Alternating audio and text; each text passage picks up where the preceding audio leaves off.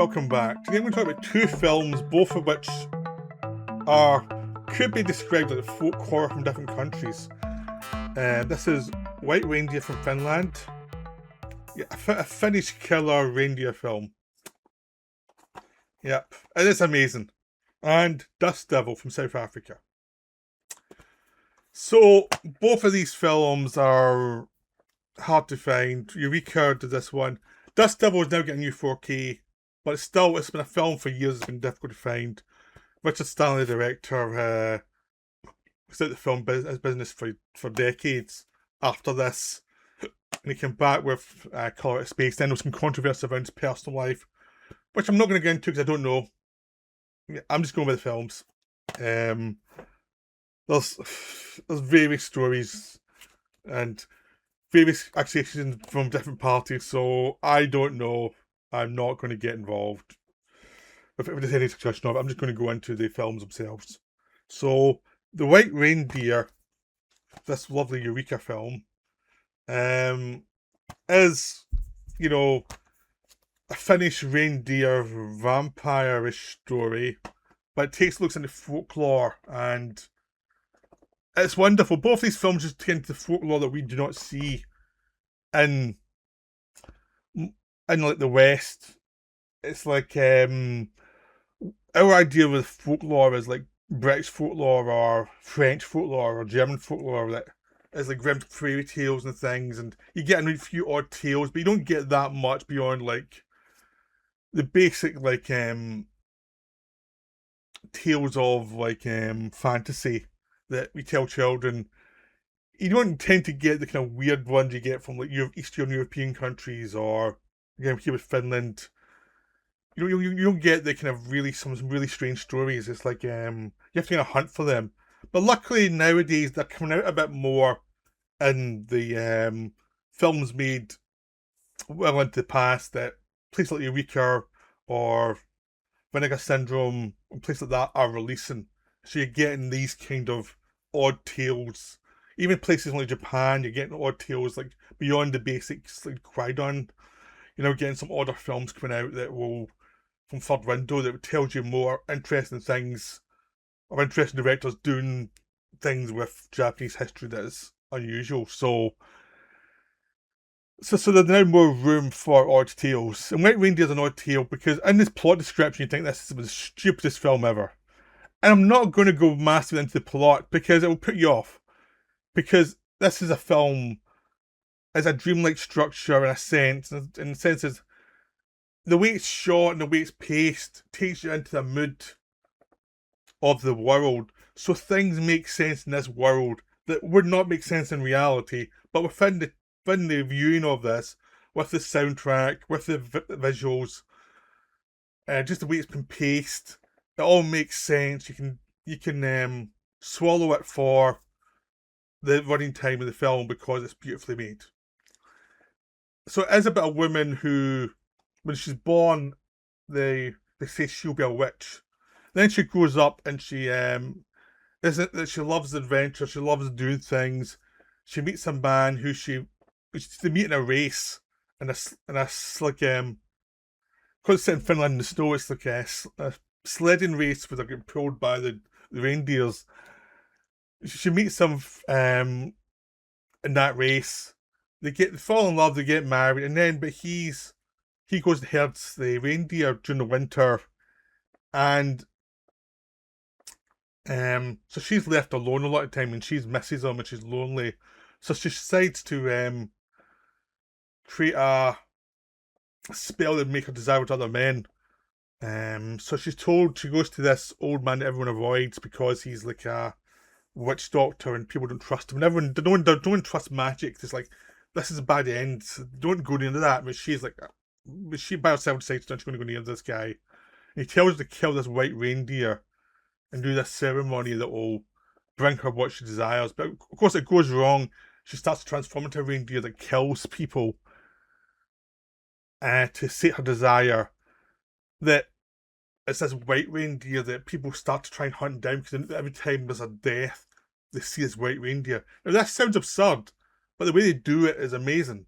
Just the idea of just the rationality of life in this white landscape, this white reindeer that's very rare in the first place.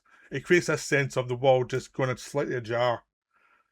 And she's out of control as well, and it's a kind of the reindeer's sign of her madness as well. And it's like, is it in her head, or until we see the actual reindeer? You know, still some people start seeing proof the reindeer it's not just her head. You're not seeing some weird fantasy from her point of view. It's not, it's the reindeer, they've seen it too. And by the time you get to that point, you've had enough like supernatural stuff to buy it, basically. Now the story is kind of traditional sense. You know where it's going to end. You've seen monster movies, but it's done so well, and it's all about the kind of psychology of the area and her individual selfishness and desires, how it makes everything go wrong. And so it's just this feeling the film has that is wonderful. This just sense of irrationality, of something just at the edge of sanity that becomes physicalized into this absurd image that's still terrifying and brutal for other people who have to deal with it. So you could say it's a metaphor for people dealing with her craziness, but it's with a white reindeer. And it's a horror movie. But yeah, this is wonderful. I don't want to explain too much. I'm trying to suggest you should see this film. It's just delightful, but it's to be seen to get all the details. But hopefully I haven't ruined it that much. That's a simple film. Dust Devil is much more complicated than even this in its plot. But it's not even a complicated plot. But it does have that dreamlike structure of White Reindeer in a sense. It's not a dream, but the way it's presented to you, it has a dreamlike feel, and it's all about the atmosphere. It's all about the world you're in. So essentially, the Dust Devil walks along the roads and is picked up by hitchhikers who are all looking for their death, essentially, and he's the one who delivers death to them. So along the roads you find all these bodies of these people who have been murdered, but they're all people who have given up on life. He's almost like the avenging angel who's going to, he does all these spells with the bodies to create this kind of strange, creepy atmosphere. But around him, you've got all these other characters. Chelsea Fields plays this woman who has left her husband because he's abusive, and she's going into the Australian outback. It's so, or the South African outback. When you say outback, you think Australia. South African outback, and she's trying to find herself and reach the coast, but she's just floating really on the road trying to find herself, which is where the Dust Devil exists. But it's also, there's a detective whose son has died in the past, and he's in this he's this black detective in South Africa, a black policeman, and basically his station's getting closed down. There'll be very few resources. He's dealing with a lot of white guys who are just basically racist and who are thugs and who will beat people up for confessions, who do not really care about getting the truth about anything. They are just like the people who somehow survived the reparation of apartheid and weren't arrested, but probably should have been. And as I was just saying to him, just the people on top, his boss, Peter Hookins, is leaving. He's just give it time. These will be gone in a while. It's just like, this is a process.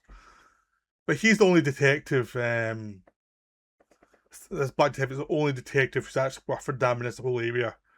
But he's burnt out by the death of his son. He's having weird dreams, and he's starting to dream the Dust Devil as well. When he goes to meet this friend who lives in this closed drive-in.